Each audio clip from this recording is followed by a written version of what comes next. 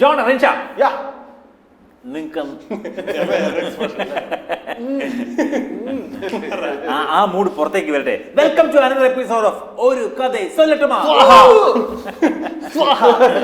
ഇതൊരു നമുക്ക് ആ ഹോമകുണ്ട മൂഡാണ്. ഞാൻ കുറച്ച് 80s കൊണ്ടുപോകാം നിങ്ങളെ ബൈക്കിലേക്ക്. 80s 90s സിനിമ ഞാൻ പറയാൻ പോകുന്നത്. ഞാൻ ഇന്ന് പറയാൻ പോകുന്ന സിനിമയുടെ പേരാണ് ഈ കണ്ണികൂടി. ജോൺ കണ്ടതാണോ ഈ കണ്ണികൂടി? കണ്ണിയില്ലേ കണ്ണി കണ്ടതാണോ? ഓക്കെ. Director KG George. ഭയങ്കര പോപ്പുലർ ആയിട്ടുള്ള പടം. റീസെന്റ് ഫേസ്ബുക്കിൽ കുറച്ച് ഇതിന്റെ കട്ട്സ് ഒക്കെ ഓടിയിട്ട് ആൾക്കാർ സിനിമ ഡിസ്കഷൻ എടുത്തിരുമ്പോൾ അങ്ങനെ കണ്ടിരുന്നു. നമ്മുടെ പോഡ്കാസ്റ്റിനകത്ത് ആനന്ദ് മന്മഥന്റെ ഫേവറേറ്റ് മൂവീസിൽ ഒന്നാണ് ഈ കണ്ണികൂടി പറഞ്ഞത്. ജോണർ ഇറ്റ്സ് എ ത്രില്ലറാണ്. പോലീസ് ഡ്രാമ, പ്രൊസീജിയറൽ ഡ്രാമ എന്ന് പറയുന്ന ത്രില്ലർ ഗണത്തിൽപ്പെടുന്ന സിനിമയാണ്. അത് നോക്കാം, അതാണ് നമുക്ക് നോക്കാം. കഥ വരുമ്പോൾ നിങ്ങൾക്ക് സസ്പെൻസ് ഗസ് ചെയ്യുകയും ചെയ്യും, നമ്മൾ മുമ്പ് ചെയ്തിട്ടുള്ളതല്ലേ. ശരിക്കും KG ജോർജ് ആണ് എനിക്കൊന്ന് 80s ഒരു നവസിനിമാ തരംഗം ഭരതൻ പത്മരാജനൊക്കെ ചെയ്ത പോലെ ചെയ്തിട്ടുള്ള ഒരു ഡയറക്ടറാണ് KG ജോർജ്. KG ജോർജ് മലയാള സിനിമയുടെ വലിയ കിങ് മേക്കറിൽ അറിയപ്പെടുന്ന ആളാണ് KG ജോർജ്. പുള്ളി ഒരു അതന്നെ പുള്ളി ഈ സാധനങ്ങൾ മേക്കറിലെ കിങ് ആണ്. ലെജൻഡ് ആണെന്നുള്ളത് കുറെ കേട്ടിട്ടുണ്ട്. പുള്ളിയുടെ ഒരു സിനിമ ഇതുവരെ ഞാൻ കണ്ടിട്ടില്ല. ജെൻസി ഇതുവരെ പുള്ളിയെ പരിചയപ്പെട്ടിട്ടില്ല. 70s പുള്ളി അസിസ്റ്റന്റ് ഡയറക്ടറായിട്ട് തുടങ്ങി. രാമു കരിയാട്ടിന്റെ അസിസ്റ്റന്റ് ഡയറക്ടറായിട്ടാണ് KG ജോർജ് സ്റ്റാർട്ട് ചെയ്യുന്നത്. പുള്ളിയുടെ ഫസ്റ്റ് പടത്തിന് കൊമേഴ്ഷ്യലി ഭയങ്കര സക്സസ് ആയിരുന്നു, സ്വപ്നാടനം എന്ന പേരിൽ. അതിനുശേഷം പുള്ളി യവനിക, ഇരകൾ, പഞ്ചവടിപ്പാലം, അങ്ങനെ പുള്ളി 2-3 ജോണറിൽ പല ടൈപ്പ് ഓഫ് ജോണറിൽ എല്ലാ ഇതും ഡിഫറെന്റ് ജോണേഴ്സ്. പഞ്ചവടിപ്പാലം സെറ്റേറാണ്, ഏറ്റവും ക്ലാസിക് സെറ്റേറായിട്ട് അറിയപ്പെടുന്ന പടങ്ങളാണ് പഞ്ചവടിപ്പാലം. പുള്ളി പ്രധാനമായിട്ടും അന്ന് 80s വിമന്റെ ഒരു അവസ്ഥയാണ് ശരിക്കും പുള്ളിയുടെ സിനിമകളിൽ കൂടുതലായിട്ട് പുള്ളി ഫോക്കസ് ചെയ്തിരുന്നത്. ഈ കണ്ണികൂടിയും അതിലെ ശക്തമായിട്ടുള്ള ഈ പറയുന്ന സ്ത്രീകളുടെ അവസ്ഥയെ പറ്റിയുള്ള റെഫറൻസുകൾ വരുന്ന സിനിമയാണ് പുള്ളി ചെയ്തത്. ഞാൻ ഈ കണ്ണികൂടി എടുക്കാനുള്ള റീസൺ എന്ന് വെച്ചാൽ KG ജോർജിന്റെ അത്രയും ഹ്യൂമങ്കസ് സിനിമകളുടെ ഒരു കാലഘട്ടത്തിന് ശേഷം പുള്ളിയുടെ കരിയർ എൻഡ് ചെയ്തു നമുക്ക് ചിലപ്പോൾ തോന്നുന്നൊരു സമയമാണ് ശരിക്കും ഇത്. 1990 പുള്ളിയുടെ ഏറ്റവും സക്സസ്ഫുൾ പടം ലാസ്റ്റ് വന്നത്. അതിനുശേഷം പുള്ളിക്ക് ഒരു ബ്രേക്ക് വന്നു. അതിനുശേഷം പുള്ളി 98 ഇലവങ്കോട് ദേശമാണ് ലാസ്റ്റ് ഡയറക്ട് ചെയ്ത പടം. പക്ഷേ അത് കൊമേഴ്ഷ്യൽ സക്സസ് അല്ലായിരുന്നു. സോ 80s പുള്ളിയുടെ ആ ഒരു ജൈത്ര യാത്ര എൻഡ് ചെയ്യുന്ന 90s ഈ കണ്ണികൂടി എന്ന സിനിമയാണ്. So coming back to cinema, ഇതൊരു പോലീസ് പ്രൊസീജിയറൽ ഡ്രാമ ത്രില്ലറാണ്. ഓക്കെ. പടം സ്റ്റാർട്ട് ചെയ്യുന്നത് ആ മോഡിലേക്ക് ഞാൻ വരാം. നിങ്ങൾ വരാം. പടം സ്റ്റാർട്ട് ചെയ്യുമ്പോൾ ഒരു വീട്ടിൽ ജഗദീഷ് വന്നിട്ട് ആരെയോ വിളിക്കുന്നു, അവരെ എഴുന്നേൽക്കുന്നില്ല. അപ്പോൾ ജഗദീഷ് ഒരു പേപ്പറിനകത്ത് കുറേ തവണ വിളിച്ച് കിട്ടാത്തപ്പോൾ ജഗദീഷ് കയ്യിൽ നിന്ന് പേനയും പേപ്പറും എടുത്തിട്ട് സുൽത്താൻ വന്നിട്ടുണ്ട്, ഇളം കാറ്റിൽ ഇളം തെന്നലിൽ 115 ബാർ 1900 ബെൽ എന്ന് എഴുതിയിട്ട് പേപ്പർ അടിയിലേക്ക് ഇട്ടിട്ട് പോകും. ഇതൊന്നുകൂടെ പറയും. സുൽത്താൻ വന്നിട്ടുണ്ട്, ഇളം തെന്നലിൽ 115 ബാർ 1900 ബെൽ എന്ന് എഴുതിയിട്ട് പുള്ളി അടിയിലേക്ക് ആ പേപ്പർ ഇട്ടിട്ട് പോകും. അപ്പൊ തന്നെ പടം ഹുക്കായി. കുറച്ച് കഴിയുമ്പോഴത്തേക്ക് ആ വീട്ടിലേക്ക് വേറൊരാൾ വരുന്നു. അത് ശിവജി ഗുരുവായൂരാണ് വരുന്നത്. പുള്ളി തോമസ് ഒരു ക്യാരക്ടറാണ് ചെയ്യുന്നത്. പുള്ളി വന്നിട്ട് കുറേ തവണ തട്ടും അനക്കമൊന്നുമില്ല, വിളിക്കത്തില്ല. പുള്ളി ഇങ്ങനെ അകത്തേക്ക് ചെന്നിട്ട് ചുറ്റുപാട് നോക്കിയിട്ട് ജനൽ തുറന്ന് നോക്കുമ്പോൾ അകത്തേക്ക് നോക്കി കുമുദം കുമുദം എന്നിങ്ങനെ വിളിക്കും. എന്നിട്ട് പുള്ളി ഓടി വന്ന് ഡോറ് തുറക്കുമ്പോൾ തുറന്ന് കിടക്കുകയായിരുന്നു. പുള്ളി അകത്തേക്ക് കയറിപ്പോവും. അകത്തേക്ക് ചെന്നിട്ട് പുള്ളി അതേ സ്പീഡ് തിരിച്ചിറങ്ങി വരും, ഓടുന്നു. നേരെ പോലീസ് സ്റ്റേഷനിലേക്ക് പുള്ളി സ്കൂട്ടർ എടുത്തുകൊണ്ട് വരുന്നു. പോലീസ് സ്റ്റേഷനിൽ വരുമ്പോൾ രാജംബീതാവായിട്ടിരിക്കുന്ന ഹെഡ് കോൺസ്റ്റബിൾ റൈറ്റർ പുള്ളിക്കാരനോട് പറയും, ഞാനൊരു അപകടം പറഞ്ഞ് റിപ്പോർട്ട് ചെയ്യാമെന്നാണ്. അവിടെ ഒരു സ്ത്രീ ഇന്ന സ്ഥലത്ത് തത്തമംഗലം എന്ന സ്ഥലത്ത് ആ ജംഗ്ഷനിലൊരു വീട്ടിലെ സ്ത്രീ മരിച്ചു കിടക്കുന്നു. അപ്പോൾ അപകടം മരണമാണോ കൊലപാതകമാണോ കണ്ടിട്ട് അപകടം മരണമാണെന്ന് തോന്നുന്നു എന്ന് പറഞ്ഞു. FIR എഴുതാൻ പറയുന്നു. സബ് ഇൻസ്പെക്ടർ കയറി വരുന്നു. അപ്പോഴത്തേക്ക് അങ്ങോട്ടേക്ക് പോകാൻ പോകുന്നു. ആ പാർട്ടി അയാളെയും കൊണ്ട് ആ വീട്ടിലേക്ക് ചെല്ലുമ്പോൾ സർക്കിൾ ഇൻസ്പെക്ടറിനെയും കൊണ്ടാണ് ചെല്ലുന്നത്. ഇൻവെസ്റ്റിഗേറ്റീവ് ഓഫീസർ ഈ പടത്തിൻ്റെ അയാൾ സർക്കിൾ ഇൻസ്പെക്ടറാണ്. അത് സായികുമാറാണ്. അവർ ചെന്ന് വീടിന് മുറ്റത്തേക്ക് ചെല്ലുമ്പോഴത്തേനും മുറ്റത്ത് കുറേ വണ്ടിയുടെ ടയർ പാടുകളുണ്ട്. അപ്പോൾ സായികുമാർ അവിടുന്ന് സൈഡിലത്തെ വഴി പൂന്തോട്ടത്തിനകത്തൂടെ കയറി മുറ്റത്തേക്ക് വരും. മുറ്റത്തെ ടയർ പാടുകൾ ഇളക്കാതെ അവരകത്തേക്ക് വരും. അകത്ത് വരുന്ന ഡോറ് തുറക്കുമ്പോൾ ഈ ലെറ്റർ കാണും, ജഗദീഷിൻ്റെ ലെറ്റർ കാണും. സായികുമാർ എടുത്ത് പോക്കറ്റിലേക്ക് വെക്കും, നോക്കിയിട്ട് പോലീസുകാരൻ്റെ കൊടുക്കും. എന്നിട്ട് അകത്ത് നോക്കുമ്പോൾ ഒരു മൽപ്പിടുത്തം നടന്ന ലക്ഷണമുണ്ട്. അകത്തെ റൂമിൽ ചെല്ലുമ്പോഴത്തേക്ക് ഒരു സ്ത്രീ മരിച്ചു കിടക്കുന്നു. സാരി എടുത്ത് കുലീനയായിട്ടുള്ള സുന്ദരിയായ ഒരു സ്ത്രീ മരിച്ചു കിടക്കുന്നു. അവരുടെ അടുത്തുള്ള കാര്യങ്ങൾ നോക്കുന്നു. FIR മഹസർ തയ്യാറാക്കുന്നു. ഈ സമയം കൊണ്ട് ഫ്രണ്ടിലത്തെ ടയറിൻ്റെ അളവ് ഇങ്ങനെയുള്ള കാര്യങ്ങൾ എടുക്കുന്നു. ഫോറൻസിക് റിപ്പോർട്ട് വരുന്നു. ഇത് മൊത്തം പ്രൊസീജിയേഴ്സ് അവർ കംപ്ലീറ്റ് ചെയ്യുന്നു. ആംബുലൻസ് വന്ന് സ്ത്രീയെ കൊണ്ടുപോയി ഇവരാദ്യം ഇയാളെ കൊണ്ടുവന്ന് ഫസ്റ്റ് എൻക്വയറി നടത്തുന്നു. ഈ മരണം റിപ്പോർട്ട് ചെയ്ത ആൾ അയാളുടെ ചോദിക്കുമ്പോൾ അയാളുടെ പേര് തോമസ് എന്നാണ്, എറണാകുളത്ത് ഒരു ഹോട്ടലിലാണ് ജോലി ചെയ്യുന്നത്. ആലപ്പുഴയിൽ സംഭവം നടക്കുന്നത്. അപ്പോൾ ആലപ്പുഴ എന്തിനാ വന്നതെന്ന് ചോദിക്കുമ്പോൾ അവർ ഈ സ്ത്രീയെ കാണാൻ വന്നതാണ്. ഈ സ്ത്രീ അപ്പോൾ സൈക്കോ ചോദിക്കുന്നത് ആ സ്ത്രീയുടെ ഒരു രീതിയും ചുറ്റുപാടും കണ്ടിരിക്കുന്നത് അവരൊരു പ്രോസ്റ്റിറ്റ്യൂട്ട് ആയിരുന്നു ചോദിക്കുന്നത്. അപ്പോൾ അയാൾ സമ്മതിക്കുന്നത് അതൊരു പ്രോസ്റ്റിറ്റ്യൂട്ട് ആയിരുന്നു എന്ന്. നിങ്ങൾ തമ്മിൽ എന്താ ഇടപാടെന്ന് ചോദിക്കുമ്പോൾ ഇയാൾ വർക്ക് ചെയ്യുന്ന ഹോട്ടലിൽ സ്ഥിരമായിട്ട് കസ്റ്റമേഴ്സിനെ കൊണ്ട് വരുന്ന ഒരാളായിരുന്നു. ഒരു സ്വാമി എന്ന് പറഞ്ഞൊരു വലിയ മുതലാളിയും കൊണ്ട് ഇവരോട് വന്നിട്ടുണ്ട്. അന്ന് അയാളുടെ കൂടെ ഉണ്ടായിരുന്നവർ 3-4 പേരുണ്ടായിരുന്നു. അവരെല്ലാവരും ചേർന്ന് ആ സ്ത്രീയെ ഉപയോഗിക്കാൻ ശ്രമിച്ചു. അവർ സമ്മതിച്ചില്ല, വഴക്കായി. അവസാനം മാനേജർക്ക് ഇടപെടേണ്ടി വന്നു. അന്ന് അവരെ അവരുടെ കൂട്ടത്തിൽ നിന്ന് രക്ഷപ്പെടുത്തി. അവർ മദ്യപിച്ചിരിക്കുകയായിരുന്നു. ആ സ്ത്രീയെ രക്ഷപ്പെടുത്തി കൊണ്ടുവന്ന് അയാളുടെ റൂമിൽ എത്തി അയാൾ സംരക്ഷിച്ചതിൻ്റെ സ്നേഹം അവർക്കുണ്ടായിരുന്നു. അതുകൊണ്ട് പോകാൻ നേരം അവരുടെ അഡ്രസ്സ് കൊടുത്തിട്ട് പോയി. അത് അവർ തമ്മിലൊരു പേഴ്സണൽ ബന്ധത്തിലേക്ക് വളർന്നു. അപ്പോൾ അയാൾ വെക്കേഷൻ ലീവ്, അയാളുടെ മന്ത്ലി ലീവ് കിട്ടുമ്പോൾ അയാൾ ആലപ്പുഴ ഇവിടെ വരും. 2 തവണ അയാൾ ഇതിന് മുമ്പ് വന്നിട്ടുള്ളൂ.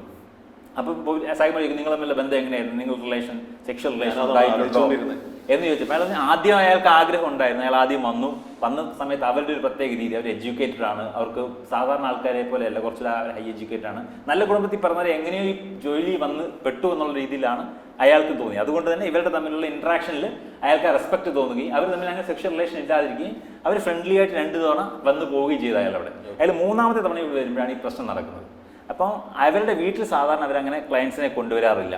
പിന്നെ ഇയാളെ അങ്ങനെ എൻ്റർടൈൻ ചെയ്യിച്ചെന്ന് വെച്ചാൽ അവർ തമ്മിൽ പ്രത്യേക റിലേഷനുണ്ട്.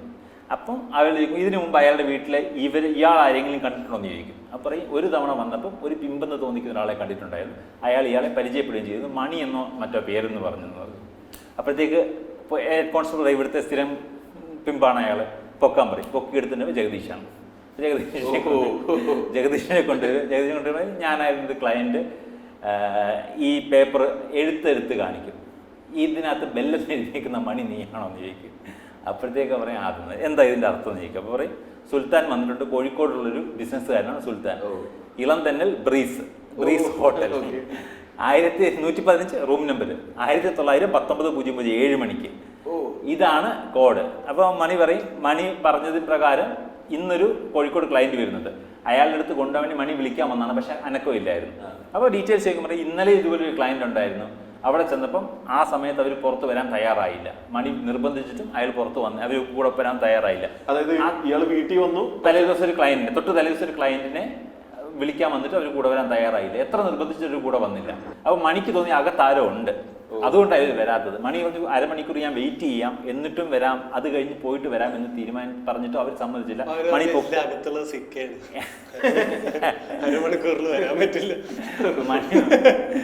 പൊക്കോ, സിക്കയാണെങ്കിൽ 3 മിനിറ്റ് വരത്തില്ല. അങ്ങനെയല്ല, ഇത് അങ്ങനെയല്ല. അല്ല, ഇത് ഷുഗറൊക്കെ ഉള്ളതല്ലേ, മണി പൊക്കാൻ ബുദ്ധിമുട്ടതല്ലേ. മണി എത്രയായി? ഓക്കെ. അപ്പൊ അങ്ങനെ അവര് പുറത്ത് വരാൻ സമ്മതിച്ചില്ല, അവര് അകത്ത് തന്നെ നിന്നു എന്ന് പറഞ്ഞു. ഈ സ്ത്രീ എനിക്ക് നമ്മൾ കണ്ടിട്ടുള്ള നടി, അയാളുടെ പേര് ഞാൻ മറന്നുപോയി, നോക്കിയിട്ട് വന്നേ. കുമ്പന്നുള്ള ക്യാരക്ടർ ചെയ്ത നടി, നമുക്ക് ആ സൈഡ് ആർട്ടിസ്റ്റായിട്ട് പിന്നീട് നമ്മൾ കണ്ടിട്ടുള്ള ഒരു സ്ത്രീയാണ്. അവരാണ് സെൻട്രൽ ക്യാരക്ടർ ഇതിനകത്ത്. അപ്പോൾ മണി അങ്ങ് പിണങ്ങിപ്പോയി. എന്തായാലും നാളത്തേക്ക് സുൽത്താൻ വരുമ്പോഴെങ്കിലും വരണമെന്ന് പറഞ്ഞിട്ട് മണി പിണങ്ങിപ്പോയി അവിടുന്ന്. അപ്പോൾ മണിക്ക് ഇതാണ് ആകെ തോന്നിയൊരു ഇതുവരെയുള്ള പുള്ളിക്കാരുടെ ക്യാരക്ടറിൽ പുള്ളിക്കാരി പറഞ്ഞൊരു സാധനം. പിന്നെ മണി ആലോചിച്ചിട്ട് പറയും, ഇയാളെ ഞാൻ കണ്ടിട്ടുണ്ട്, തോമസിനെ ഞാൻ കണ്ടിട്ടുണ്ട് ഒരു തവണ അവിടെ വെച്ചിട്ടെന്ന് പറയും. പിന്നെ മണി പറയും, ശരിക്കും ഈ സ്ത്രീ ഇവിടെ വന്നത് കൊല്ലത്തു നിന്നാണ് വന്നത്. ഇവരുടെ ഒരു ഹോട്ടലിൽ ഒരു മാനേജർ, ഇവിടെ അടുത്തുള്ള ഒരു ഹോട്ടലിലെ ഒരു മാനേജർ ഇവിടെ ഈ ഹോട്ടൽ ബിസിനസ്സിന് സൈഡായിട്ട് കൊണ്ടു നടക്കാൻ വേണ്ടി, ഹോട്ടലിലെ കച്ചവടം കൂട്ടാൻ വേണ്ടി കൊണ്ടുവന്ന 3 സ്ത്രീകളെ. അതിലൊരാളാണ് ഇവിടെ. പഴയ സബ് ഇൻസ്പെക്ടർ ഭയങ്കര സ്ട്രിക്റ്റ് ആയിരുന്നത് കൊണ്ട് കുറച്ച് നാൾ കഴിഞ്ഞപ്പോൾ അങ്ങനത്തെ ബിസിനസ്സൊക്കെ അതിൽ ക്ലിപ്പ് ഇടാൻ തുടങ്ങിയപ്പോഴത്തേക്ക് ഇത് നിന്നുപോയി. പക്ഷേ ഇവർക്ക് ഓട്ടോമാറ്റിക്കലി പ്രൈവറ്റ് ക്ലയൻസ് ആയി തുടങ്ങിയപ്പോൾ ഇവർ സ്വന്തമായിട്ട് ഇവിടെ. അപ്പോൾ ആ ഹോട്ടലിൻ്റെ ഉടമസ്ഥൻ ഇവരൊരു വീടെടുത്ത് 3 പേരെ താമസിപ്പിച്ചിരുന്നു. 2 പേര് പരിപാടിയൊന്നും ഇല്ലാതെ നിർത്തിപ്പോയി. പക്ഷേ പുള്ളിക്കാരി ഓൺ ക്ലയൻറ്റ് സ്വന്തം സാധനം ബിസിനസ് സാമ്രാജ്യം ബിൽഡ് ചെയ്തതുകൊണ്ട് പുള്ളിക്കാരി അവിടെ കണ്ടിന്യൂ ചെയ്തു. മണി പറയും, ഒരു തവണ ഈ ഹോട്ടലിൽ ഇവരെ ഇവിടെ കൊണ്ടുവന്ന ഹോട്ടലിലെ മുതലാളി അനിരുദ്ധൻ എന്ന് പറഞ്ഞ ആൾ ഇവരെ ഭീഷണിപ്പെടുത്തി നിർത്തണമെന്ന് പറയുന്നത് കേട്ടു. അതാണ് മണിക്ക് പിന്നെ ആകെയുള്ള സംശയം. അയാൾ ഒരു തവണ ഇവരെ കാണണമെന്ന് പ്രൈവറ്റ് ആയിട്ടുള്ള ക്ലയൻസിന് എടുക്കുന്ന നിർത്തണം അല്ല, മൊത്തത്തിൽ പരിപാടി നിർത്തണമെന്ന് പറഞ്ഞു. മണി പകുതിയെ കേട്ടുള്ളൂ. മണി വിളിച്ചെന്ന് വെച്ചാൽ അവരുടെ കുടുംബത്തിൽ കയറി ഇടപെടുന്നതിനോട് പറഞ്ഞിട്ടുള്ളതല്ല, ഇത് നിർത്തിക്കണം നീ ഇവിടെ തന്നെ. ആരെയോ പർട്ടിക്കുലർലി ഒരാളെ കാണുന്നത് സ്പെഷ്യലി പുള്ളി വിലക്കുന്നത് കേട്ടുകയും ചെയ്തു. അപ്പം അത് ആരാണെന്ന് മണിക്ക് മനസ്സിലാവത്തില്ല. സായികുമാർ ഇവരെ 2 പേരോട് ഇവർ പറഞ്ഞ് വിശ്വസിച്ചു എന്നുള്ള രീതിയിൽ വിട്ടിട്ട്, പക്ഷേ നിങ്ങൾ സസ്പെക്ട് ആണെന്ന് പറഞ്ഞ് വിട്ടിട്ട് നേരെ അനിരുദ്ധൻ്റെ അടുത്തേക്ക് പോകും. അനിരുദ്ധൻ ആലപ്പി അഷ്റഫാണ് ക്യാരക്ടർ ചെയ്യുന്നത്.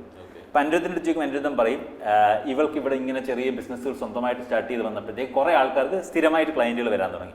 അതിലൊരാൾക്ക് ഇവളുടെ വീക്ക്നെസ്, അത് സൈമൺ മുതലാളിയാണ്. സൈമൺ മുതലാളിയുടെ കുടുംബത്തിൽ അതുകൊണ്ട് പ്രശ്നം. സൈമൺ മുതലാളി കുറച്ച് പ്രായമുള്ള മനുഷ്യനാണ്. അപ്പം കുടുംബത്തിൽ പ്രശ്നം, പുള്ളിയുടെ മോളുടെ കല്യാണാലോചന നടക്കുന്നു. ആ സമയത്ത് നാട്ടിൽ ഇങ്ങനെ പ്രശ്നം വരുന്നു. അങ്ങനെ സൈമൺ മുതലാളിയുടെ അളിയൻ ഫ്രാൻസിസ് നിർബന്ധിച്ചിട്ട് പറഞ്ഞിട്ടാണ്, അല്ലെങ്കിൽ ഭീഷണിപ്പെടുത്തിയിട്ടാണ് ഈ അനിരുദ്ധൻ ഇവരോട് പറഞ്ഞത് അത് നിർത്തണമെന്ന്. പക്ഷെ അവർ സമ്മതിച്ചില്ല, കേട്ടുമില്ല. അവരത് ഔട്ട്റൈറ്റ് തള്ളിക്കളഞ്ഞിട്ടാണ് പോയത്.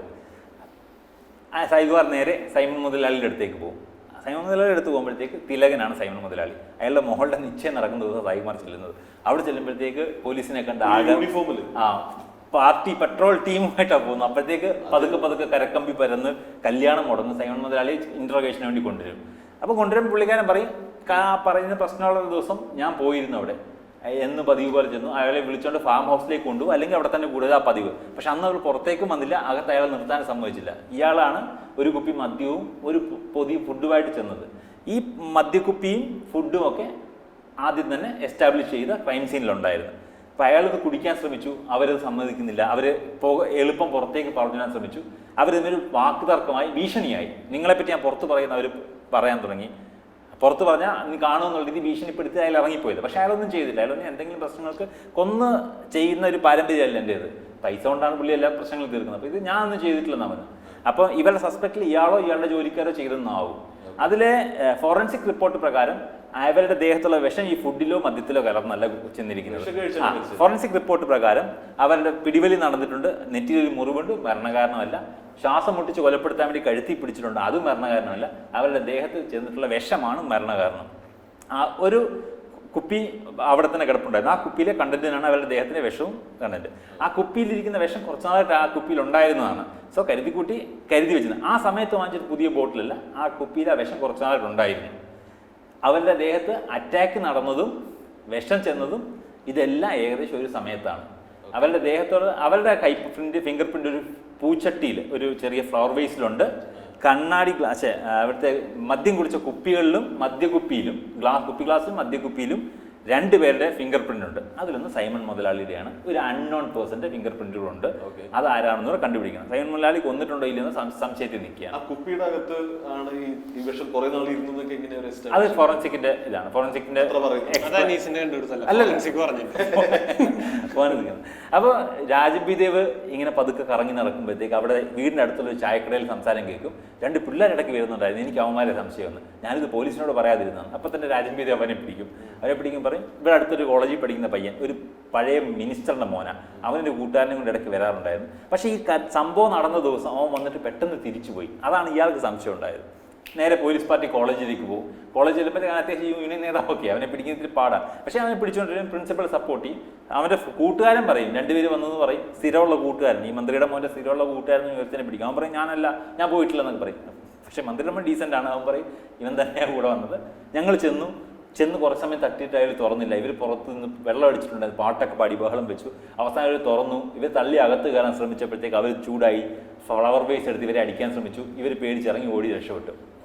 അപ്പോഴും അകത്താരോ ഉണ്ടായിരുന്നു ഇവർക്ക് സംശയമുണ്ട്. ഇതാരാണെന്ന് വ്യക്തമല്ല. ആ പേഴ്സൺ ആരാണെന്നുള്ളതാണ് ഈ പടത്തിൻ്റെ പോക്ക്. ഇവിടുന്ന് അവരുടെ കയ്യിലുള്ള സർട്ടിഫിക്കറ്റ്സിലേക്കും അവരുടെ കയ്യിലുള്ള സാധനങ്ങളിലേക്കും ഈ കുമുദം ആരാണെന്നുള്ളതിലേക്ക് ഒരു യാത്രയാണ്. പിന്നെ അങ്ങോട്ട് കുമുദത്തിൻ്റെ കയ്യിൽ നിന്ന് കിട്ടിയ സർട്ടിഫിക്കറ്റിൽ സൂസൻ ഫിലിപ്പ് എന്നൊരാളുടെ സർട്ടിഫിക്കറ്റ് ഉണ്ട്. അപ്പോൾ സ്വാഭാവികമായിട്ട് പ്രോസ്റ്റിറ്റ്യൂട്ട് ആയതുകൊണ്ട് അവരുടെ പേര് ഫേക്ക് ആയിരിക്കും. ഈ ഒറിജിനൽ പേരായിരിക്കും സൂസൻ ഫിലിപ്പ് എന്ന് വിചാരിച്ച് അതിലേക്കും അവരുടെ പെട്ടിക്കകത്ത് കിട്ടിയ ഒരു ഓർഫനേജ് സ്കൂളിലേക്കുള്ള കുറച്ച് റെസിപ്റ്റുകളും കണ്ടിട്ട് അവർ തപ്പിപ്പോവും. സായികുമാർ അങ്ങോട്ടേക്കും. ആ ഓർഫനേജ് റെസിപ്റ്റ്സ് കിട്ടിയ സ്കൂളിൽ ചെല്ലുമ്പോൾ അവിടെ കുമുദത്തിൻ്റെ കുട്ടി പഠിക്കുന്നുണ്ട്. ശരിക്കും അവരുടെ ഒറിജിനൽ നെയിം സൂസൻ ഫിലിപ്പ് എന്നാണ്. ആ കുട്ടി 5ാം ക്ലാസ്സിലൊക്കെ പഠിക്കുന്ന ഒരു കുട്ടിയാണ്. ആ കുട്ടിയെ കാണാൻ വേണ്ടി ഇടയ്ക്കിടയ്ക്ക് വരും. മരിക്കുന്നതിന് അന്നും പുള്ളിക്കാരി വന്നിട്ടുണ്ടായിരുന്നു. അവിടെ ഒരുമിച്ച് പുറത്ത് പോയി ഭക്ഷണം കഴിച്ചു, തിരിച്ചു വന്നു പോയി. അവർ ചെറിയ വിഷമങ്ങളുണ്ട്, പക്ഷേ അവർക്ക് പ്രത്യേകത ഉള്ളതായിട്ട് തോന്നിയിട്ടില്ല. ഇവിടുന്ന് ആ സർട്ടിഫിക്കറ്റിനകത്തുള്ള സൂസൻ ഫിലിപ്പിൻ്റെ കോളേജ് സർട്ടിഫിക്കറ്റിനകത്തുള്ള അഡ്രസ്സ് തപ്പി സൂസൻ ഫിലിപ്പിൻ്റെ വീട്ടിൽ പോകും. അവിടെ ചെല്ലുമ്പോൾ അവരാദ്യം ഔട്ട്റൈറ്റ് പറയും ഞങ്ങൾക്കറിയത്തില്ല അതാരാ എന്നുള്ള രീതിയിലാണ് അവിടുത്തെ വീട്ടുകാർ. പക്ഷേ അമ്മ സുകുമാരിയാണ്. അമ്മ പറയും കയറി വരാൻ പറയും, അന്വേഷിക്കും പറയും. പണ്ട് വീട് വിട്ട് പോയത് ഇവർ അന്വേഷിക്കാറില്ല അവളെ പറ്റി. അതിൻ്റെ ഡീറ്റെയിൽസ് എന്താണെന്ന് ചോദിക്കും പറയും അവർ ഇഷ്ടമുള്ളൊരു ചെറുക്കനെ കല്യാണം കഴിക്കണമെന്ന് അവൾ പറഞ്ഞു. ഹിന്ദുവായിരുന്നു, അവർ സമ്മതിച്ചില്ല, അവൾ ഇറങ്ങിപ്പോയി. അതിനുശേഷം ഇവിടുന്നൊക്കെ ന്യൂസ് കേട്ട് ഒരാളെ കല്യാണം കഴിച്ചു, അവൻ്റെ കൂടെ താമസിക്കുന്നു. കുറച്ചാൾ കേട്ടു അയാൾ മരിച്ചുപോയി. പിന്നെ കേട്ട് വേറൊരുത്തൻ്റെ കൂടെയാണ് താമസിക്കുന്നത്, കല്യാണം കഴിച്ചിട്ടില്ല. അത് കഴിഞ്ഞ് പ്രോസ്റ്റിറ്റ്യൂട്ടായിട്ട് എവിടെയോ പോയിട്ട് പിടിച്ചു, പോലീസ് അറസ്റ്റ് ചെയ്യുന്നുള്ള വാർത്ത പത്രത്തിൽ വന്നു. അതോടുകൂടി നാട്ടുകാരും വീട്ടുകാരും ബന്ധുക്കളൊക്കെ ഇവർ കളിയാക്കാനും ഒറ്റപ്പെടുത്താനും തുടങ്ങിയപ്പോൾ ഇവർക്കും ഇതായി. ഇവരിങ്ങനെ മരിച്ചതുപോലെ അറിഞ്ഞിട്ടില്ല. അപ്പോൾ ആര് കുമുദത്തിൻ്റെ ബോഡി ക്ലെയിം ചെയ്യാൻ വന്നിട്ടില്ലാത്ത ആലപ്പുഴ മെഡിക്കൽ കോളേജിലാണ് കുമുദത്തിൻ്റെ ബോഡി കിടക്കുന്നത്. ഇവർ പത്രം പോലും നോക്കാറില്ല. ഇത് ഇങ്ങനെയുള്ള വാർത്തകൾ പേടിച്ചിട്ട് അവർ കുറച്ച് വർഷങ്ങളായിട്ട് അവർ പത്രം പോലും നോക്കില്ല. ഇവരറിഞ്ഞിട്ടില്ല. ഇവരുടെ ജീവിതം ഒരു പ്രത്യേക വിഷമത്തിൻ്റെ ജീവിതമാണ്. ഇയാൾ പറയുമ്പോൾ അവർ പറയും അവൻ നശിച്ചു പോയി, ഞങ്ങളുടെ മോളല്ല എന്നൊക്കെ പറഞ്ഞ് ബോഡി പോലും വേണ്ടെന്ന് പറയും. ആ സായികുമാർ നിങ്ങളൊന്ന് ആലോചിക്കുക, ഫോൺ നമ്പർ എടുത്ത് നിങ്ങളൊന്ന് ആലോചിക്കുക, ഞാൻ കുറച്ചാഴ്ച കൂടെ വെയിറ്റ് ചെയ്യുമെന്ന് പറയും. സായികുമാർ തിരിച്ചു വരും. ആ സമയത്ത് ആലപ്പുഴ മെഡിക്കൽ കോളേജിൽ ഒരു പ്രായമായ സ്ത്രീ, സേതുലക്ഷ്മി ചേച്ചി, നമ്മുടെ പുള്ളിക്കാരി വട്ടുജയൻ്റെ അമ്മയായിട്ട് അഭിനയിക്കുന്ന ലെഫ്റ്റ് ലെഫ്റ്റിനകത്ത്, പുള്ളിക്കാരി ഈ ബോഡിയെ കണ്ട ആ വാർത്ത കണ്ടിട്ട് അന്വേഷിച്ച് വരും. അയ്യോ എൻ്റെ സൂസമ്മയെന്ന് പറഞ്ഞ് അന്വേഷിച്ച് വരും. ഞാൻ അവരുടെ കൂടെ ഒരുപാട് നാൾ ജോലിക്കാരിയായിട്ട് നിന്നിട്ടുണ്ട്, എന്നെ അമ്മയെപ്പോലെ അവൾ നോക്കിയത്. പുള്ളിക്കാരി പ്രസവിക്കാൻ കിടന്ന സമയത്ത്, ഈ കുമുദം അല്ലെങ്കിൽ സൂസൻ ഫിലിപ്പ് പ്രസവിക്കാൻ കിടന്ന സമയത്ത് ആശുപത്രിക്ക് ജോലിക്കാരിയായി നിന്നിരുന്ന ആളാണ് ഈ ചേച്ചി. ചേച്ചിയുടെ കൂടെ കൂട്ടി അവർ, എന്നിട്ട് നന്നായിട്ട് നോക്കി. അവിടെ നിന്ന് സൂസൻ്റെ ആ ഫ്ലാഷ് ബാക്ക് ജീവിതം ഈ അമ്മച്ചിയുടെ വാക്കിൽ കൂടെ വരുന്നത്. അതായത് അവിടുന്ന് വീട്ടിൽ നിന്ന് ഇറങ്ങി വന്നത് ഹർഷൻ എന്ന് പറഞ്ഞ ഒരു പെയിൻറ്ററിൻ്റെ കൂടെയാണ്. ഈ ഹർഷൻ്റെ ഒരു നവവത്സര ആശംസ കാർഡും ഒരു കണ്ണാടിയും ഒരു സൂസൻ ഫിലിപ്പിൻ്റെ സർട്ടിഫിക്കറ്റ് ഉള്ള ഒരു പഴയ പെട്ടിയിൽ നിന്നാണ് ശരിക്കും ഇവരുടെ ബാക്ക് ഹിസ്റ്ററിയിലേക്ക് സായികുമാർ യാത്ര നടത്തുന്നത്. അപ്പോൾ ഈ സ്ത്രീ പറയും അവർ ഭയങ്കര ബുദ്ധിമുട്ടായിരുന്നു അവർക്ക്. ഒരു കുട്ടിയായി പെയിൻറ്റർ ജീവിതം എന്ന് വെച്ചാൽ അയാൾ വെള്ളമടിച്ച് ഇങ്ങനെ കലാകാരനായിട്ട് നടക്കുക. കലാകാരനാണ്. അപ്പോൾ അയാൾ വെള്ളമടിച്ച് ഇങ്ങനെ നടക്കുക. ഫ്രണ്ട്സ് വരും, പൈസ ഉണ്ട്, പൈസ അതുപോലെ ദൂരത്തടിക്കുകയും ചെയ്യും. ഇതൊക്കെ ഫ്രണ്ട്സ് തരുന്ന പൈസയാണ്. വെള്ളമടിക്കാനൊക്കെ ഭയങ്കര കൂട്ടാണ്, പക്ഷെ കുടുംബം നോക്കുന്നില്ല. അങ്ങനെ നിൽക്കുന്ന സമയത്ത് അയാളുടെ ലൈഫിലേക്ക് ചാർലി എന്നൊരു മുതലാളി വരുന്നു. അയാൾ ഈസ്റ്റേൺ ഫിനാൻസ് സ്ഥാപനത്തിൻ്റെ ആളാണ്. അയാൾക്ക് കുറേ സ്ഥാപനങ്ങൾ അടുപ്പിച്ച് കേരളത്തിൽ തുടങ്ങുന്നതിൻ്റെ ഭാഗമായിട്ട് കുറേ ആർട്ട് പെയിൻറ്റിങ്സ് വേണം. അങ്ങനെ ഒരു ഫ്രണ്ട് പറഞ്ഞനുസരിച്ച് വരുന്നത്. അയാൾ വരുന്നതുകൊണ്ട് ഇവരുടെ ലൈഫിൽ പൈസയായി, പ്രശ്നങ്ങൾ മാറുന്നു, പൈസ ബുദ്ധിമുട്ടിൽ മാറുന്നു. പക്ഷേ ഈ ഹർഷൻ്റെ കുടി പിന്നെയും കൂടിക്കൊണ്ടിരിക്കുന്നു. ഹർഷൻ ഇങ്ങനെ കുടിച്ചിതില്ല നടക്കുന്നു. ഈ ഹർഷൻ്റെ ക്യാരക്ടർ നമുക്ക് പരിചയമുള്ള ആർട്ടിസ്റ്റ് അല്ല, എനിക്ക് പരിചയമുള്ള ആർട്ടിസ്റ്റ് അല്ല, ചിലപ്പോൾ ചെറിയ നടനായിരിക്കും. അപ്പോൾ അവരിങ്ങനെ മുന്നോട്ട് പോയിക്കൊണ്ടിരിക്കുന്ന സമയത്ത് ഇയാൾ കുടിച്ച് അബ്സ്കോണ്ടിങ് ആവാൻ തുടങ്ങി. പുറത്തേക്ക് പോയാൽ 2 ദിവസം കഴിഞ്ഞ് തിരിച്ചു വരിക. വല്ലാത്തൊരു കുടിയായാൽ, പൈസ ഉണ്ടെന്നുകൊണ്ട് വല്ലാത്ത കുടിയാണ്. അതോടെ ലൈഫ് താറുമാറായി തുടങ്ങി. അപ്പോൾ ഈ അമ്മയും പറഞ്ഞ് ഇവൻ ഇറങ്ങി വരണ്ടായിരുന്നു, ഇവൻ്റെ കൂടി ഇവൾ ഇറങ്ങി വരണ്ടായിരുന്നു ഈ ചേച്ചിയും വിചാരിക്കുന്ന സമയത്താണ് ഒരു ദിവസം ഇവനെ കംപ്ലീറ്റ്ലി കാണാതായി. രണ്ടാഴ്ചയായി കാണുന്നില്ല. അവസാനം മംഗലാപുരത്ത് ഒരു റെയിൽവേ ട്രാക്കിൽ അജ്ഞാത ബോഡി കിട്ടി. കുഞ്ഞിൻ്റെ ഫോട്ടോയുടെ പത്രത്തിൽ പടം വരുമ്പം ഈ ചാൾലി മുതലാളി അന്വേഷിക്കാൻ പോകും. അന്വേഷിക്കാൻ പോയിട്ട് മാറി അയാൾ മരിച്ചു. ബോഡി റെയിൽവേ പോലീസ് ആരും ഏറ്റെടുക്കയില്ലാത്തതിന് ക്രിമേറ്റ് ചെയ്തു. ആ കണ്ണാടി മാത്രം അടയാളത്തിന് കിട്ടിയത്. ആ കണ്ണാടി കൊണ്ട് കൊടുത്തു. ആ കണ്ണാടിയിൽ വെച്ചാണ് അവൾ ഇപ്പം ജീവിക്കുന്നത്. ഈ അമ്മച്ചിക്കും കഥ ഇവിടം വരെ അറിയത്തുള്ളൂ. അത് കഴിഞ്ഞ് അമ്മച്ചിയുടെ ചേട്ടത്തിയുടെ അനിയത്തിയുടെ മകള് ഒറ്റയ്ക്കായി വയ്യാതെ കിടക്കുന്നത് അങ്ങോട്ട് പോയി. അതിനുശേഷം സൂസൻ ഫിലിപ്പിന് എന്ത് പറ്റിയെന്ന് അറിയത്തില്ല. പക്ഷെ അന്ന് ഇവർ പോകുമ്പോൾ സൂസൻ ഫിലിപ്പും ചാർലിയും നല്ല അടുപ്പത്തിലായിരുന്നു. അയാളാണ് കുടുംബം നോക്കുന്നത്. ചാർലിയുടെ കമ്പനിയിൽ ഇവർക്ക് ജോലി കൊടുത്തു. കുഞ്ഞിനെ അയാൾക്ക് വലിയ കാര്യമാണെന്ന് പറഞ്ഞ് നിർത്തും. ഇവരന്വേഷിക്കുമ്പം ചാർലി ഇപ്പം ഒരു ഫ്രോഡ് കേസിൽപ്പെട്ട് ജയിലിലാണ്, പൂജപ്പുര സെൻട്രൽ ജയിലിലാണ്. ഈസ്റ്റേൺ ഫിനാൻസ് പൊട്ടി തകർന്നു. ചാർലി അകത്താണ്. അന്വേഷിക്കുമ്പോൾ 2 ആഴ്ച മുന്നേ ചാർലി ബെയിലിൽ പുറത്ത് വന്നിട്ടുണ്ട്. സോ പ്രതി ചാർലിയാണ് ഫ്രെയിം ചെയ്ത് കഴിഞ്ഞത്. കാരണം ആൾ കറക്റ്റ് സമയത്ത് പുറത്തുണ്ട്, ആൾ അടുത്ത ആഴ്ച തിരിച്ചു കയറും. പക്ഷേ ഇവരെ കൊല്ലാനുള്ള മോട്ടീവ്, അപ്പൊ ഇതിനു വേണ്ടിയാണ് അവൻ പുറത്ത് വന്ന് കൊന്നിട്ട് തിരിച്ചു കയറിയെന്ന് വിചാരിക്കുന്നത്. അങ്ങനെ സായികുമാർ അന്വേഷിച്ച് ചെല്ലുമ്പോഴത്തേക്ക് പൂജപ്പുര സെൻട്രൽ ജയിലിൽ ഇവനെ എൻക്വയറി ചെയ്യാനുള്ള കോടതി പെർമിഷനായിട്ട് ചെല്ലുമ്പോൾ അയാൾ ഇത് കഴിഞ്ഞ് തിരിച്ചു വരുന്നു, പരോൾ കഴിഞ്ഞ് തിരിച്ചു വരുന്നു. അയാളോട് സംസാരിക്കുമ്പോൾ അയാൾ പറയും, എന്നെ പോലീസ് അപ്പ് ചെയ്യുമെന്ന് എനിക്കറിയാം, ഞാൻ പത്രവാർത്ത കണ്ടിരുന്നു, പോലീസിനോട് എന്ത് പറയണം എന്നൊക്കെ എനിക്ക് വ്യക്തമായിട്ട് അറിയാം. പുള്ളി ഭയങ്കര വെൽ ബിസിനസ്മാൻ ആയത്. പുള്ളി പറയും പുള്ളിക്ക് സൂസനോട് താല്പര്യം ഉണ്ടായിരുന്നു. ഹർഷൻ്റെ അടുത്ത് വരുമ്പോഴും പുള്ളി എന്ന സൗന്ദര്യ ആരാധകനാണ്. ഹർഷനെ കണ്ടപ്പോൾ പുള്ളിക്ക് ആദ്യം ഇഷ്ടപ്പെട്ട ഹർഷൻ്റെ പെയിന്റിങ് ഹർഷൻ്റെ ഭാര്യയാണ്. അപ്പോൾ പുള്ളിക്കാരന് താല്പര്യം ഉണ്ടായിരുന്നു. പക്ഷെ അതിന് കുറേ തടസ്സങ്ങളുണ്ടായിരുന്നു. പുള്ളി കുറേ നാൾ അങ്ങനെ ആൾക്കാരെ ഓടിച്ചിട്ട് റേപ്പ് ചെയ്യുന്നൊരു മനുഷ്യനൊന്നുമല്ല. പുള്ളി അതിൻ്റെ സമയമെടുത്ത് തന്നെ സൂസനെ കിട്ടുമെന്ന് വിചാരിച്ചിരുന്ന ആളാണ്. ബിസിനസ് മുന്നോട്ട് പോയിക്കൊണ്ടിരുന്നു. ഹർഷൻ ഒഴിവായി, അവർ ജോലി കൊടുത്തു. പുള്ളിക്കാരിയെ കാര്യമായിട്ട് പുള്ളിക്കാരൻ ട്രീറ്റ് ചെയ്യുന്നുണ്ട്. അത് അങ്ങനെ ഇരിക്കാൻ ബിസിനസ് ചില ഇടിവുകൾ വന്നു. ലോങ് ടൈം പ്ലാൻ ആയിരുന്നു. ബിസിനസ്സിൽ ഇടിവുകൾ വന്നു. പുള്ളിയുടെ ബിസിനസ് സപ്പോർട്ട് ചെയ്തുകൊണ്ടിരുന്ന ഒരാളാണ് വിദ്യാധരൻ എന്ന് പറഞ്ഞൊരു മിനിസ്റ്ററുടെ അടുത്തൊരു രാഷ്ട്രീയക്കാരൻ. ആ ക്യാരക്ടർ ഇന്ന് മുരളിയാണ്.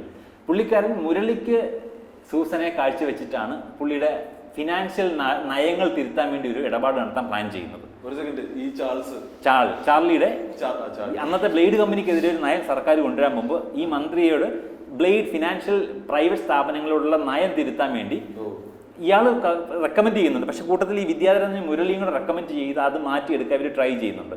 എന്നാലേ പുള്ളിയുടെ ബിസിനസ് നന്നായിട്ട് പോകുന്നത്, അല്ലെങ്കിൽ ബിസിനസ് ഇടിഞ്ഞ് തകരുന്നുള്ള സ്ഥിതിയാണ്. അപ്പോൾ അയാൾ നിർബന്ധിച്ച് മോനെ കൊല്ലുമെന്ന് ഭീഷണിപ്പെടുത്തി സൂസനെ മുരളിക്ക് കൂട്ടിക്കൊടുക്കും. അതുവഴി പുള്ളി ബിസിനസ് തിരിച്ചു പിടിക്കാൻ നോക്കുമെങ്കിലും പക്ഷേ ഇലക്ഷൻ വന്ന് ബിസിനസ് തകരും, ഇലക്ഷൻ മന്ത്രിയും മാറും. സൂസൻ ഈ ട്രാക്കിലേക്ക് ആവുകയും ചെയ്തു. സോ ഇയാളെ പോലീസ് അന്വേഷിച്ചുകൊണ്ടിരിക്കുന്ന സമയത്ത് സൂസൻ ഓൾറെഡി ഈ പറഞ്ഞ പ്രോസ്റ്റിറ്റ്യൂട്ടായി മാറിക്കഴിഞ്ഞു. കാരണം പുള്ളി നിർബന്ധിച്ച ആൾക്കാർക്ക് കൊടുത്തു, അല്ലാതെ സൂസൻ ഇതിലേക്ക് എത്തിക്കഴിഞ്ഞു. അവർ കുമുദം എന്നുള്ള പേര് സ്വീകരിച്ചതായിക്കഴിഞ്ഞു. പോലീസ് അന്വേഷിച്ചിരുമ്പോൾ ലാസ്റ്റ് ടൈം ചാർലി വിശ്വസിച്ചേൽപ്പിക്കാൻ വേണ്ടി ഒരു ഫയൽ കൊണ്ട് കൊടുത്തിരുന്നു. അത് വാങ്ങാൻ വേണ്ടി ഇയാൾ മരിക്കുന്നതിന് തൊട്ട് തലേദിവസം പോയി കണ്ടിരുന്നു. അപ്പം മണിയൊക്കെ പറയുന്ന ഒരാളുണ്ട്, നീൽ അംബാസഡറിൽ വന്നു എന്ന് പറയുന്നൊരു ക്യാരക്ടറുണ്ട്. അത് ഇയാളാണ് ഇയാൾ സമ്മതിക്കും. ഞാൻ മരിക്കുന്ന 2 ദിവസം മുന്നേ അവരെ പോയി കണ്ടിരുന്നു, എൻ്റെ കുറേ ഫയലുകൾ വിശ്വസിച്ച് ഏൽപ്പിച്ചിരുന്നു. അപ്പോൾ സായിമൊഴിക്ക് അത് അവർ തരത്തില്ലെന്ന് പറഞ്ഞു. അപ്പോൾ നിങ്ങൾ നിർബന്ധിച്ച് കൊന്നു. അങ്ങനെയല്ല, അത് തരുമെന്ന് അവൾ പറഞ്ഞു. ഞാൻ പോയി, അവളെ എനിക്ക് വിശ്വാസമായിരുന്നു, അവളെ എനിക്ക് തന്നു, ഞാൻ വാങ്ങിച്ച് തിരിച്ചു പോയി. നിങ്ങൾ ഉദ്ദേശിക്കുന്നവരും നടന്നിട്ടില്ലെന്നത് സായികുമാർ ഇങ്ങനെ കാൽക്കുലേറ്റ് ചെയ്തു. ഇപ്പോൾ ഇപ്പോഴും നിങ്ങൾ പറയാത്തൊരു സാധനം പറഞ്ഞിട്ടില്ല, ഇത് പറഞ്ഞാൽ സത്യമാണ് നീ വിശ്വസിക്കുന്നു, പക്ഷേ അപ്പോഴും നിങ്ങൾ ഹർഷനെ കൊന്ന കാര്യം പറഞ്ഞില്ലെന്ന് പറയും. അപ്പോൾ ഞാൻ ഹർഷനെ ആരായിരുന്നു കൊന്നത്? ഹർഷൻ മരിച്ചെന്ന് ആരാ പറഞ്ഞു? ഹർഷൻ ജീവിച്ചിരിപ്പുണ്ട്. ഹർഷൻ മൈസൂരിൽ ജീവിച്ചിരിപ്പുണ്ട്. അന്ന് നൈസായിട്ട് പുള്ളിക്കാരൻ ഹർഷൻ കുടിച്ച് ഭ്രാന്തനായിട്ട് നടക്കുക. പുള്ളി നൈസായിട്ട് ഹർഷനെ കൊണ്ട് മൈസൂർ ആശുപത്രി അഡ്മിറ്റ് ചെയ്തിട്ട് ഒരു ഫേക്ക് ന്യൂസ് ക്രിയേറ്റ് ചെയ്ത് ഹർഷൻ മരിച്ചെന്നും പുള്ളി വരുത്തിയതാണ്. ഭ്രാന്താശുപത്രി. പുള്ളിക്ക് അടിച്ച് ഭ്രാന്തായി, പുള്ളി റിലേ കട്ടായി നടക്കുക. പുള്ളി നൈസായിട്ട് ഒഴിവാക്കി അവിടെ കൊണ്ടാക്കിയേക്കാന്ന് പറയും. അതോടെ ചാർലിയുടെ കഴിഞ്ഞ് ഞാനൊന്നും ചെയ്തിട്ടില്ല, എൻ്റെ ഭാഗം ക്ലിയർ ആണെന്ന് പുള്ളി അലീബി എല്ലാം ക്ലിയർ ആക്കിയേക്കും. അയാളെ വിടും. സായികുമാർ അപ്പം തപ്പി ഹർഷനെ തപ്പി മൈസൂർ ആശുപത്രി പോകും. അവിടെ ഹർഷൻ പ്രസാദ് എന്നുള്ള പേരിൽ അഡ്മിറ്റ് ചെയ്തേക്കുന്നു. അവിടെ ചെല്ലുമ്പോൾ അവിടുത്തെ ഡോക്ടർ പറയും ഹർഷൻ കഴിഞ്ഞ മാസം ഒന്നും ഇവിടുന്ന് റിക്കവർ ആയിരുന്നു, എന്നിട്ട് ഇവിടുന്ന് കൊല്ലത്തേക്ക് പോയി, എന്നിട്ട് ഈ മാസം തിരിച്ചു വന്നു, അവിടെ എന്തോ കാര്യം നടന്നില്ല. പിന്നെ അത് കഴിഞ്ഞ ദിവസം വീണ്ടും പോയായിരുന്നു, അത് കഴിഞ്ഞ് വീണ്ടും തിരിച്ചു വന്ന് ഇങ്ങോട്ടേക്ക് വന്നില്ല, പക്ഷേ പുള്ളിയുടെ ബാങ്ക് അക്കൗണ്ടൊക്കെ ക്ലോസ് ചെയ്ത് പൈസയൊക്കെ എടുത്തു പോയെന്ന് പറഞ്ഞു. അപ്പോഴേക്കും മെൻ്റൽ ആശുപത്രിയിൽ പോയി പേഷ്യൻ്റ് എന്ത് ബാങ്ക് അക്കൗണ്ട്? അപ്പോൾ പുള്ളി ഒരു പെയിൻറ്ററാണല്ലോ, പുള്ളി ആശുപത്രി കിടന്ന് വരച്ച പടങ്ങളൊക്കെ കർണാടകയിൽ അതിന് ഡിമാൻഡ് ഉണ്ടായി, അത് വിറ്റ് അയാൾക്ക് പൈസയൊക്കെ ഉണ്ട്. അതോടെ പോലീസ് തീരുമാനിച്ച ഇയാളാണ് കൊലപാതകി, ഇയാൾ കൊന്നിട്ട് പൈസയൊക്കെ എടുത്തിട്ട് ഇയാൾ രക്ഷപ്പെട്ടു, ഇനി കിട്ടത്തില്ലെന്ന് വിചാരിക്കും. അപ്പോൾ സായികുമാറിനൊരു ഇൻസ്റ്റിങ്ക്റ്റ്, സായികുമാർ ഇല്ല അയാൾ വരുമെന്ന് പറയും. അങ്ങനെയൊക്കെ സായികുമാറിനൊരു കോൾ വരും. ഈ കായംകുളത്തെ ഓർഫനേജ് സ്കൂളിൽ നിന്ന് അച്ഛൻ വിളിക്കും, ആ കുഞ്ഞിനെ അഡോപ്റ്റ് ചെയ്യാൻ വേണ്ടി ഒരു പ്രസാദ് വന്നിട്ടുണ്ടെന്ന് പറയും. അപ്പം സായികുമാർ അവിടെ ചെല്ലുമ്പോഴത്തേക്ക് ഒരു ആളിരുന്ന് ഫോം ഫില്ല് ചെയ്യുന്നത്, അച്ഛൻ പറഞ്ഞ് അകത്തെത്തി ഫോം ഫില്ല് ചെയ്യിക്കുന്നുണ്ട്. അപ്പോൾ പുറകിൽ നിന്ന് ഹർഷനെ വിളിക്കും. പ്രസാദ് അറിയാതെ ഇങ്ങനെ തിരിഞ്ഞ് നോക്കും, എന്നിട്ട് ഇങ്ങനെ എഴുന്നേറ്റ് ഭാര്യ അറസ്റ്റ് ചെയ്ത് വരുന്നത് പുള്ളിയെ പിടിച്ചു എന്ന് പറയും. അപ്പോൾ ഹർഷനെ അറസ്റ്റ് ചെയ്യുമ്പോൾ ഹർഷൻ പറയും ഞാനല്ല കൊന്നത്, എൻ്റെ ബോധം തിരിച്ചു കിട്ടിയപ്പോൾ ഞാൻ ആദ്യം അന്വേഷിച്ച അവളെ അന്വേഷിച്ച് വന്നപ്പോൾ വീട്ടിലില്ല, പഴയ വീട്ടിലില്ല. അന്വേഷിച്ച് വന്നപ്പോൾ ഫിനാൻസ് പൊട്ടിയ കാര്യം അറിഞ്ഞു, ചാർലി ജയിലിലാണെന്ന് പറഞ്ഞു, ചാർലി ഇവളെ വഴിതിരിച്ച് ഇപ്പോൾ പ്രോസ്റ്റിറ്റ്യൂട്ടായ കാര്യമൊക്കെ പുള്ളി അറിഞ്ഞു. അങ്ങനെ അവസാനം പുള്ളി തപ്പി അന്വേഷിച്ച് കണ്ടുപിടിച്ച് ഇവളുടെ വീട്ടിലെത്തി. അന്നാണ് ജഗദീഷ് വരുന്നത്, തിലകൻ വരുന്നത്, ആ പിള്ളേർ വരുന്നത്. ഇവളെല്ലാം ക്ഷമിച്ച് പുള്ളി കൊണ്ടുപോകാമെന്ന് വിചാരിച്ച വന്ന പുള്ളി ആദ്യം ഡി അഡിക്ഷൻ കംപ്ലീറ്റ് ആയി പുള്ളി പുറത്ത് ക്ലിയറായി വന്നതാണ്. പക്ഷെ പുള്ളി ആ സിറ്റുവേഷനിൽ ഭാര്യയെ തപ്പി ആൾക്കാർ ഇങ്ങനെ വരുന്നു, ഭാര്യ അതിൽ നിന്ന് രക്ഷപ്പെടാൻ പറ്റാതെ കുരുങ്ങിക്കിടക്കുന്ന കണ്ടുമ്പോഴത്തേക്ക് പുള്ളി വീണ്ടും ആ വാശിക്കെടുത്ത് മദ്യപിക്കും. പുള്ളിക്കാരൻ വീണ്ടും വഴിതെറ്റി പോകുന്നുള്ള ടെൻഷനും വിഷമം പുള്ളിക്കാരിക്ക്. അവർ തമ്മിൽ അടിയാവും ഇത് പറഞ്ഞ്. ഇയാൾ കൊല്ലാൻ വേണ്ടി കഴുത്തി പിടിക്കും, പക്ഷേ അയാൾക്ക് കൊല്ലാൻ പറ്റത്തില്ല. അപ്പോൾ ഇവൾ പോയി വിഷം കഴിച്ച് ഇവൻ്റെ കൈ കിടന്ന് മരിക്കും. എന്നിട്ട് കുഞ്ഞിനെ നോക്കിക്കോളാൻ പറഞ്ഞിട്ട് അവൾ അവിടെ കിടന്ന് മരിക്കും. ഇവനെന്ത് ചെയ്യണമെന്ന് അറിയാതെ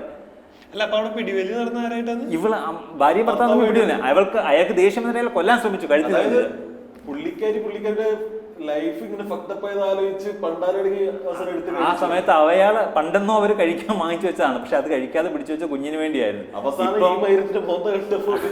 അത് അവരതിൽ ഫക്ടപ്പായി പോയി. അയാൾ ഫക്ടപ്പായി, അയാളെല്ലാം ക്ഷമിച്ച് കൊണ്ടുപോകാൻ നേരിടുന്നത്. പക്ഷെ ഇങ്ങനെ ആ മൊമെന്റ് അങ്ങനെ അത് ഭയങ്കര രസമായിട്ടാണ് ക്രിയേറ്റ് ചെയ്യുന്നത്. കെ ജി ജോസിന്റെ പടത്തിൻ്റെതാണ്. നമ്മൾ ഈ ഭയങ്കര ഫാസ്റ്റ് കട്ടായിട്ടുള്ള ത്രില്ലർ സിനിമ അല്ല ഇത്, പ്രൊസീജിയറൽ ഡ്രാമ തന്നെയാണ്. ഓരോരോ കാര്യങ്ങൾ അന്വേഷിച്ച് പോലീസ് പോകുന്നത് തന്നെയാണ്. പക്ഷെ അത് ഭയങ്കര രസമായിട്ട് പിക്ചറൈസ് ചെയ്ത് വിഷ്വലൈസ് ചെയ്ത് നമുക്ക് അതിനകത്ത് ഇരുത്താൻ നമ്മൾ പറ്റും. ത്രൂഔട്ട് അത് ഹുക്ഡപ്പായിട്ട് തന്നെയാണ് പോകുന്നത്. സോ പോലീസും കോടതിയൊക്കെ നീ പറഞ്ഞ കഥ വിശ്വസിക്കട്ടെ, അത് തന്നെയായിട്ട് സത്യം ഞാനും വിശ്വസിക്കുന്നതെന്ന് സായികുമാർ പറഞ്ഞ് ഹർഷനെ കൊണ്ടുപോകുന്നിടത്താണ് വിധി. ഹർഷൻ തിരിച്ചു വരും കുട്ടിയെ കൊണ്ടുപോകാൻ വേണ്ടി എന്നുള്ള ഇതിൽ പടം തീരുന്നത് ഈ കണ്ണി കൂടി. സോ ഇൻവെസ്റ്റിഗേഷൻ പടങ്ങളിലെ നല്ല പടങ്ങളൊന്നും ഡ്രാമാറ്റിക് ആണ്, പക്ഷെ ഡ്രാമ ത്രില്ലേഴ്സ് ആണല്ലോ. ഫുള്ള് തകർന്നില്ലടാ. ഒന്നാമത് ഭർത്താവ് മരിച്ചു എന്ന് വിചാരിച്ചിട്ടാണ് ഇതൊക്കെ ചെയ്യുന്നത്. ഒരു ദിവസം ഭർത്താവ് അവള് എല്ലാം നഷ്ടപ്പെട്ടു എന്ന് വിചാരിച്ച് പോയ സാധനം തിരിച്ചു വരണം. ഇത് റീസ്റ്റാർട്ട് ചെയ്യാൻ പറ്റാത്തൊരു പോയിന്റിലാണ്.